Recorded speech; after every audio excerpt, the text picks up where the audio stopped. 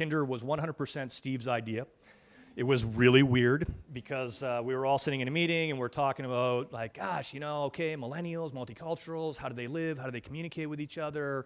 Blah, blah, blah, blah, blah. And he literally said, dumbasses, Tinder. And it was kind of like, yeah, right, Steve, Tinder, what? And then he started sharing like, you know what? Why don't you look at it? It's ubiquitous. It's everywhere. Everybody's using it. And of the people that are using it, it's right in the wheelhouse of our audience. So we said, okay, let's start looking into it. And we reached out to Tinder. And initially they said, no, we're not a hookup site. Seriously, true story.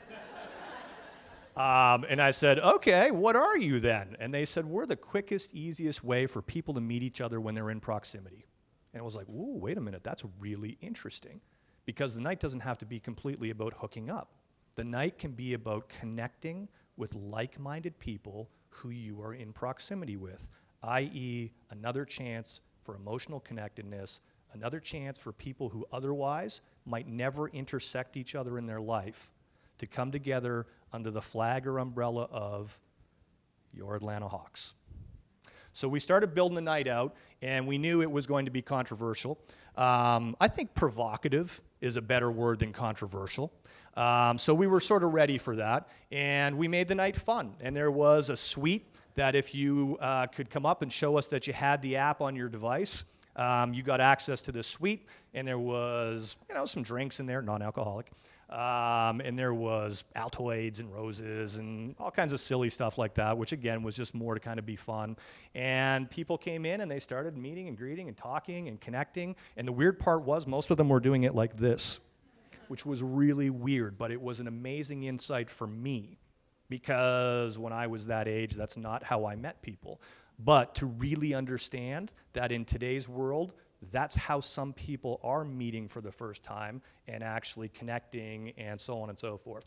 And then we had a second suite, and the second suite was a couple floors up, and it was a little smaller, and it was much more intimate, and that was if you could come show us that you were a match and be there with your match, then you got upgraded into that suite, and there was champagne in that suite, and there was dimmer lighting, and so on and so forth. So Tinder night was what we called Swipe Right night, and it was a monster success. We saw millions and millions and millions of dollars in earned media around it. It became a huge story, but there's really more to it than that. So I got a little video to run, and then we can wrap it up. Right. Well, one NBA team has now taken matchmaking to a whole different level, hosting what is believed to be the first ever Tinder night at a major sporting event. NBC's Gabe Gutierrez is in Atlanta. Gabe, what's this about? Matt, good morning. Well, this was no doubt a marketing ploy to get people in these seats, but it got a lot of attention. It started trending on Twitter here in Atlanta, giving new meaning to pickup basketball. We're really looking to find a girl to take home tonight and watch a movie and snuggle up on the couch. You really expect me to believe that? Not at all. The Atlanta Hawks inviting fans to use the popular mobile app Tinder to make their own love connection. We see this as the digital version of bringing people together. To find your match tonight here at Phillips Arena. First, the Jumbotron announcement. Then, Tinder users packed a so-called love lounge for a unique kind of speed dating. I think it was a really good idea. For the uninitiated, here's how it works. After you download the app, the phone's GPS feature finds other Tinder users close by. Their pictures pop up. If you're interested in someone, you swipe to the right.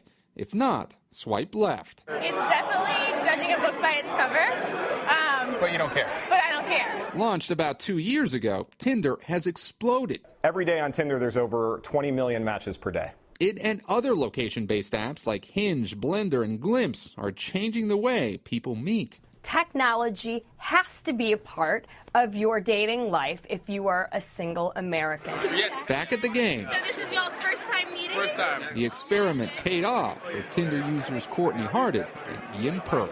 Well, what's next? You know, what lies? Probably dinner, right? Yeah. Marriage. Gotcha, I mean, marriage stuff, yeah. just kidding. And it remains to be seen whether this idea might catch on with other teams or leagues. By the way, as you can see on the scoreboard behind me, the Hawks won the game last night. Not sure how many people in that love lounge were really paying attention.